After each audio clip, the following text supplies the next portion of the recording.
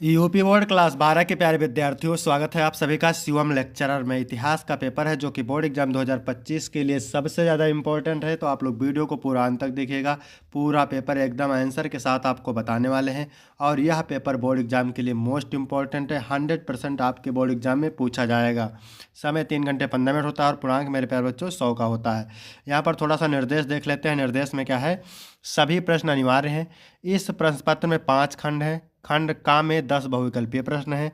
खंड खा में 5 अति लघु उत्तरीय प्रश्न हैं। खंड गा में 6 लघु उत्तरीय प्रश्न हैं। खंड घा में 3 विस्तृत उत्तरीय प्रश्न हैं और खंड अंगा में 10 ऐतिहासिक तिथियां व 5 मानचित्रों से संबंधित प्रश्न हैं।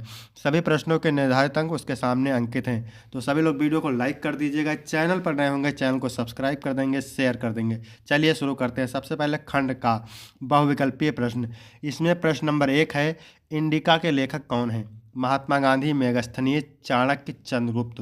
तो मेरे प्यारे बच्चों, इंडिका के लेखक हैं मेगास्थनीज। खा ऑप्शन करेक्ट हो जाएगा। इसके बाद प्रश्न नंबर 2 है, निम्न में से कौन किस विवाह का सर्वोत्तम माना जाता है? निम्न में से किस विवाह को सर्वोत्तम विवाह माना जाता है? गंधर्व विवाह को, प्रजापत्य विवाह को, आर्ष विवाह को, ब्रह्म विवाह को। तो मेरे प्यारे बच्चों, ब्रह्म विवाह को सर्वोत्तम विवाह माना जाता है। घा ऑप्शन करेक्ट हो जाएगा। इसके बाद प्रश्न नंबर 3 है, भारत में बौद्ध मठों की परंपरा किसने चलाई? अश्वघोष ने, पार्श्वनाथ ने, विष्णु गुप्ता ने, इनमें से कोई नहीं। तो मेरे प्यारे बच्चों, भारत में बौद्ध मठों की परंपरा चलाई पार्श्वनाथ ने। और पार्श्वनाथ इस तरह से मेरे प्यारे बच्चों लिखा जाएगा, ठीक है, पार्श्वनाथ। इसके बाद प्रश्न नंबर 4 है, बर्नियर कहाँ का रहने वाला था? फ्रांस का, पुर्तगाल का, जर्मनी का, इटली का। तो मेरे प्यारे बच्चों, बर्नियर फ्रांस का रहने वाला था। इसके बाद में प्रश्न नंबर 5 है, सूफी संप्रदाय की शाखा कितनी है? सूफी संप्रदाय की संख्या कितनी है? 175, 130, 12 या 100? तो मेरे प्यारे बच्चों 175, ठीक है। सूफी संप्रदाय की संख्या है 175। इसके बाद प्रश्न नंबर 6 है, विजयनगर की स्थापना कब की गई थी?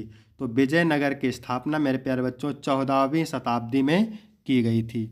इसके बाद प्रश्न नंबर 7 है, भारत में पहली सवारी गाड़ी का परिचालन शुरू हुआ था कब?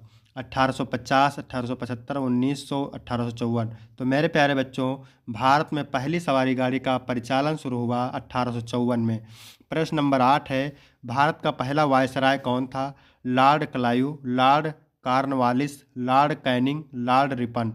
तो मेरे प्यारे बच्चों, भारत का पहला वायसराय था लॉर्ड कैनिंग। लॉर्ड कैनिंग था। गा ऑप्शन करेक्ट हो जाएगा।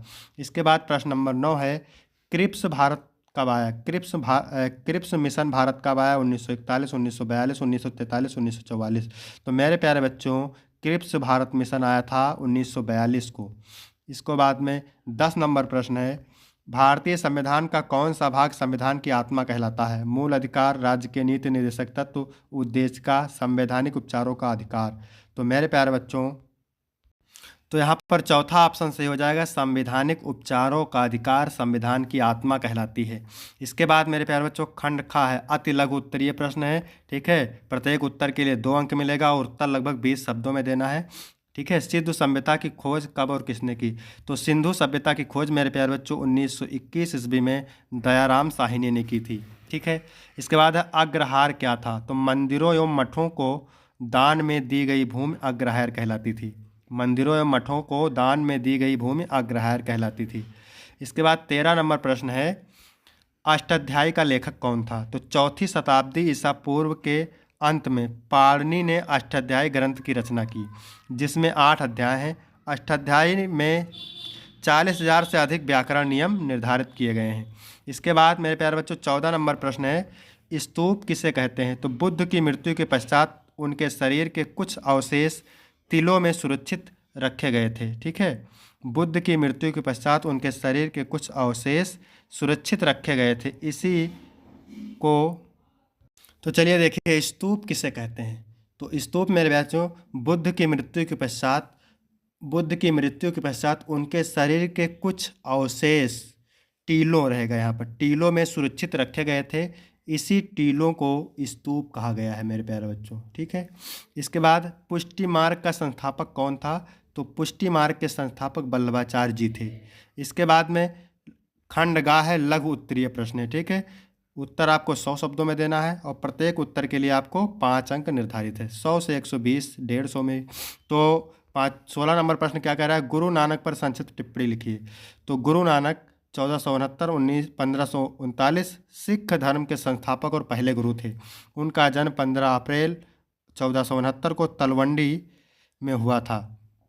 वह बचपन से ही आध्यात्मिक और ज्ञान की ओर आकर्षित थे। गुरु नानक ने जात, धर्म और लिंग के भेदभाव के विरुद्ध आवाज़ उठाई और मानवता, समानता और प्रेम का संदेश दिया।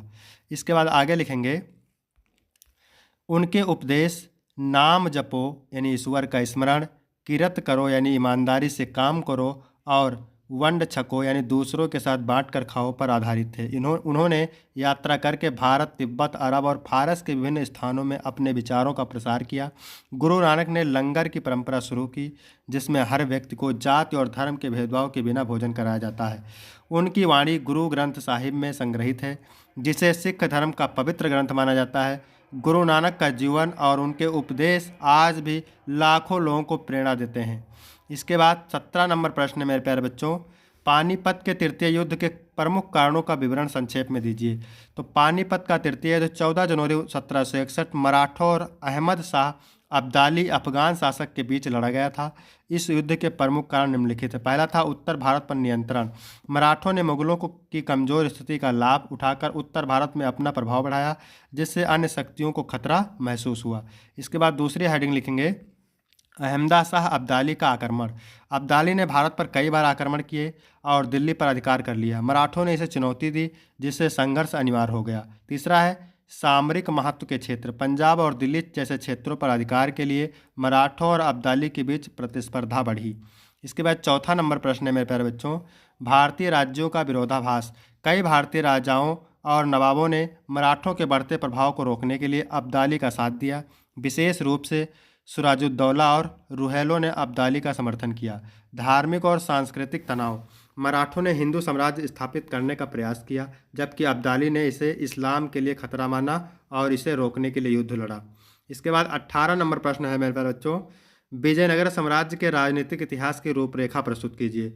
तो विजयनगर साम्राज्य दक्षिण भारत का एक शक्तिशाली साम्राज्य था, जिसकी स्थापना हरिहर और बुक्का ने की। इसकी राजधानी विजयनगर हम्पी थी। साम्राज्य की राजनीति 4 वंशों में विभाजित थी। पहला है संगम वंश। इसमें लिखेंगे मेरे प्यारे बच्चों, हरिहर और बुक्का ने इसे स्थापित किया। देवराय प्रथम और द्वितीय ने इसे मजबूत किया। सालू वंश, कमजोर प्रशासन के बाद सत्ता का हस्तांतरण हुआ। तुलु वंश में लिखेंगे, कृष्णदेव राय के शासन में साम्राज्य ने स्वर्ण युग देखा। इसके बाद चौथा लिखेंगे आरविदु वंश। तालीकोटा के युद्ध के बाद साम्राज्य कमजोर हो गया। 1565 में दक्कन की सल्तनतों ने से हार के बाद साम्राज्य का पतन शुरू हुआ, लेकिन इसने दक्षिण भारत की सांस्कृतिक पहचान को सहेजने में बड़ी भूमिका निभाई। इसके बाद 19 नंबर प्रश्न है मेरे प्यारे बच्चों, जमींदारी लोग अपनी जमींदारियों पर किस प्रकार नियंत्रण बनाए रखते थे। तो जमींदारी लोग अपनी जमींदारियों पर विभिन्न तरीकों से नियंत्रण बनाए रखते थे। पहला है कृषि पर और लगान व्यवस्था। जमींदारी किसानों से नियमित रूप से लगान कर वसूलते थे। वह यह सुनिश्चित करते थे कि सभी किसान समय पर कर चुकाएं। इसके बाद दूसरा है सेना और निजी बल। इसमें लिखेंगे, जमींदारों के पास अपनी निजी सेना या लड़ाके होते थे, जो कानून व्यवस्था बनाए रखने और विद्रोह को दबाने में मदद करते थे। स्थानीय प्रभाव। जमींदारों का स्थानीय समाज और पंचायतों पर गहरा प्रभाव रहता था। वह स्थानीय विवादों का निपटारा करके अपनी पकड़ मजबूत रखते थे। इसके बाद चौथा है आर्थिक प्रभुत्व। इसमें लिखेंगे, जमींदारी अक्सर गाँव के सबसे धनी व्यक्ति होती थी, जिससे उनका प्रभाव अधिक रहता था। राजनीतिक संबंध। जमींदारी प्रांतीय शासकों या साम्राज्य के अधीनस्थ रहते हुए उनके आदेशों का पालन करते थे, जिससे उनकी स्थिति बनी रहती थी। इसके बाद 20 नंबर प्रश्न है मेरे प्यारे बच्चों, जलियांवाला बाग हत्याकांड को संक्षेप में प्रस्तुत कीजिए। तो जलियांवाला बाग हत्याकांड 13 अप्रैल 1919 को अमृतसर में हुआ, जब जनरल डायर ने के आदेश पर निहत्थे भारतीयों पर गोली चलाई गई। रोलेट एक्ट के विरोध में लोग जलियांवाला बाग में शांतिपूर्ण सभा कर रहे थे। यह बाग चारों तरफ से बंद था, जिसमें केवल एक संकरा प्रवेश द्वार था। आगे लिखेंगे, जनरल डायर ने बिना चेतावनी के अपनी सैनिक टुकड़ी को आदेश दिया और लगभग 10 मिनट तक गोलीबारी की गई। इसमें सैकड़ों लोग मारे गए और हजारों घायल हुए। इस घटना ने पूरे देश को झकझोर दिया और भारतीय स्वतंत्रता संग्राम को तेज कर दिया। यह कांड ब्रिटिश शासन की क्रूरता और अन्याय का प्रतीक बन गया। इसने महात्मा गांधी समेत कई नेताओं को स्वतंत्रता के लिए अहिंसात्मक आंदोलन की प्रेरणा दी और भारतीयों को ब्रिटिश शासन के खिलाफ एकजुट किया। इसके बाद है 21 नंबर प्रश्न। क्या कह रहा है मेरे प्यारे बच्चों? महात्मा गांधी को ऐसा क्यों लगता था कि हिंदुस्तानी राष्ट्रीय भाषा होनी चाहिए? तो महात्मा गांधी को लगता था कि हिंदुस्तानी, हिंदी और उर्दू का सम्मिश्रण भारत की राष्ट्रीय भाषा होनी चाहिए, क्योंकि यह भारत के विभिन्न हिस्सों में बोली और समझी जाती थी। गांधी का मानना था कि एक साझा भाषा राष्ट्रीय एकता का आधार बन सकती है। हिंदुस्तानी सरल, सहज और जनसाधारण की भाषा थी, जो सभी वर्गों और समुदायों को जोड़ने की क्षमता रखती थी। इसके माध्यम से लोग आसानी से संवाद कर सकते थे और स्वतंत्रता आंदोलन को भी मजबूती मिलती। गांधी जी ने इसे भारतीय संस्कृत को बहुलता के प्रतीक के रूप में भी देखा। इसके बाद मेरे प्यारे बच्चों है खंड घ, विस्तृत उत्तरीय प्रश्न है। ठीक है, प्रत्येक उत्तर 10 अंक का है और 250 शब्दों में लिखना है। हड़प्पा सभ्यता के पतन एवं कारणों का उल्लेख करें। मेगास्थनीज पर टिप्पणी लिखिए। इसके बाद 23 नंबर प्रश्न है, सांची की मूर्ति कला को समझने में बौद्ध साहित्य के ज्ञान से कहाँ तक सहायता मिलती है, अथवा सूफीवाद के मूलभूत सिद्धांतों का वर्णन कीजिए। इसके बाद अथवा करके दिया हुआ है। फिर यहाँ पर देखिए खंड अंगा, तो इसमें क्या है, निम्नलिखित ऐतिहासिक तिथियों से संबंधित नियम घटनाओं का उल्लेख कीजिए। तो 10 ऐतिहासिक तिथियां हैं और इनके लिए आपको 10 अंक मिलेंगे। तो चलिए इसका आंसर देखते हैं। ठीक है, तो पहले इसका प्रश्न देख लेते हैं। 325, 335 ईसा पूर्व, 335, 375, 399, 414 से 15, 455, 455, 460 और 467। तो इससे संबंधित देखेंगे। 325 में दक्षिण भारत में पल्लव वंश की स्थापना हुई थी। 335 ईसा पूर्व में चंद्रगुप्त प्रथम का निधन हुआ था। फिर इसके बाद क्या दिया हुआ है, 335, तो इसमें क्या लिखेंगे, समुद्रगुप्त मगध गद्दी पर बैठा था। इसके बाद 375 में चंद्रगुप्त विक्रमादित्य का राज्यारोहण हुआ था। फिर है 399, तो फैहान का भारत में आगमन हुआ था। इसके बाद क्या है मेरे प्यारे बच्चों, इसके बाद है 414 से 15, तो इसमें है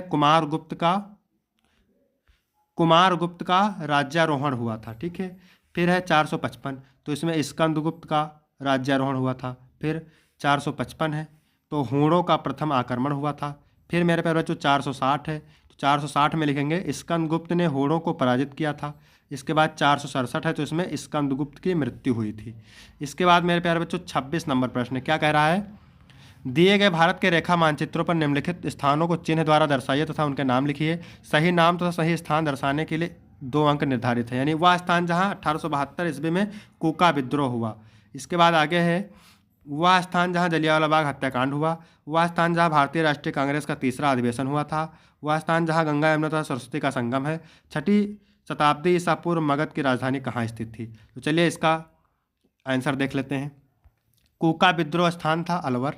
जलियांवाला बाग हत्याकांड स्थान था अमृतसर। भारतीय राष्ट्रीय कांग्रेस का तीसरा अधिवेशन इलाहाबाद में हुआ। गंगा यमुना तथा सरस्वती का संगम प्रयागराज और मगध की राजधानी राजगृह। तो यहाँ तक वीडियो कंप्लीट होता है। वीडियो कैसा लगा? वीडियो अच्छा लगा तो वीडियो को लाइक करें, चैनल को सब्सक्राइब करें, शेयर करें। फिर मिलते हैं आपको अगली वीडियो में, तब तक के लिए धन्यवाद।